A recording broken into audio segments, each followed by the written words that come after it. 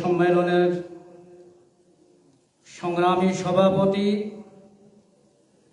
ছাত্র জমিয়তের সোনালী ফসল, সিলেটের আন্দোলন সংগ্রামের অগ্রসৈনিক, আজকের সভার সভাপতি মৌলানা কবির আহমদ, আজকের সম্মেলনের প্রধান অতিথি, জাতীয় অঙ্গনে ভূমিষ্ঠ ভূমিকা পালনকারী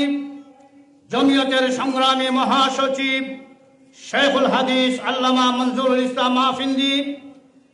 আজকের সম্মেলনের প্রধান বক্তা,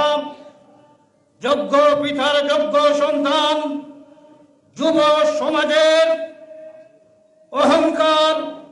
শেখুল হাদিস হযরত মাওলানা তাফহিমুল হক সাহেব,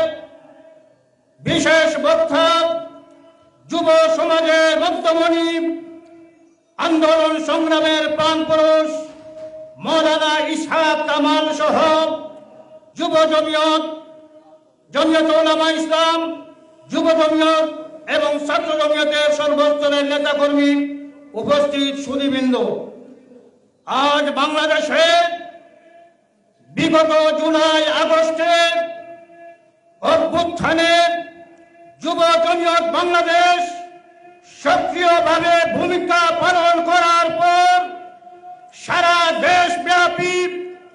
যুব জমিয়তের যে বিভাগীয় কর্মসূচি গ্রহণ করেছে তা অত্যন্ত সময় উপযোগী। আজকে যুব জমিয়ত বাংলাদেশ সারা দেশব্যাপী যেভাবে যুব সমাজকে ঐক্যবদ্ধ করতে যাচ্ছে, ইনশাআল্লাহ আমরা আশাবাদী আগামী দিনে জমিয়তের যে কোনো আন্দোলন সংগ্রাম প্রাণবন্ত হবে এবং আগামী নির্বাচনে যুব জমিয়তের এই বিভাগীয় সম্মেলনগুলো বলিষ্ঠ ভূমিকা পালন করবে, এই প্রত্যাশা ব্যক্ত করি। এখন আমার বক্তব্য শেষ করলাম।